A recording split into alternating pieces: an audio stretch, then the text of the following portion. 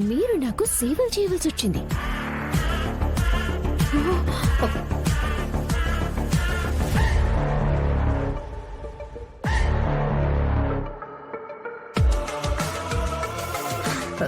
ఏళ్ళేంది ఇద్దరు పొట్టేళ్ల మాదిరి అట్టా చూసుకుంటా ఉంటారు. 10 రోజుల తర్వాత అన్ని అన్ని తారుమారైపోతాయి, తల్లకిందులైపోతాయి. చూస్తూ ఉండండి. నువ్వు తల్లకిందులుగా తపస్సు చేసినా అలా జరగదు.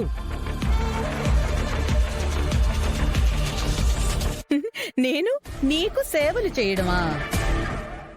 అది ఎప్పటికీ జరగదు. అలాంటప్పుడు మరి డాక్టర్ నీకెందుకు తీసుకొచ్చారు అత్తయ్య గారు?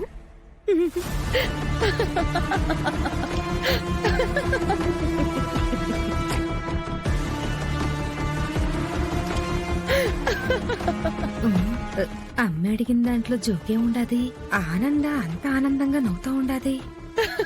ఏయ్, పిచ్చిదానా, నేను ఏం చేసినా ఒక రీజన్ ఉంటుంది, ఒక రివెంజ్ ఉంటుంది.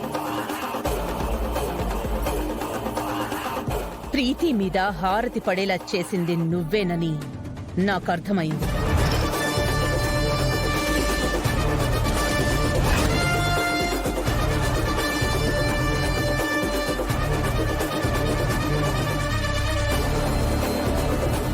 అందుకే నీ ఒంట్లోని బలుపంతా దించడం కోసం బ్లడ్ అంతా బయటికి తీయించాను.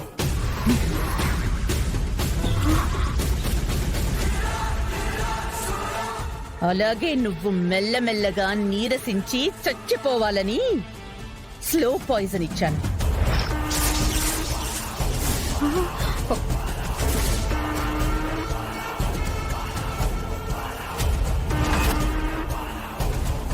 పచ్చని చెట్టు ఎండాకాలంలో మెల్లమెల్లగా ఎండిపోయినట్టు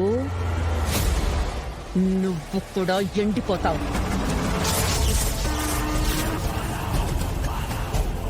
రోజులు దగ్గర పడుతున్నాయి, లెక్క పెట్టుకో.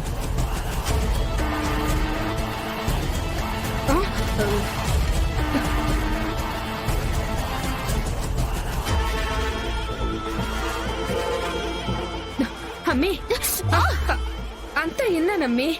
నా కూతుర్ని చంపేదానికి ఆనంద భైరవి పెద్ద ప్లాన్ వేసుండాది. మనం ఇంట్లో ఒక్క క్షణం కూడా ఉండొద్దు. పోదాం పదమ్మీ.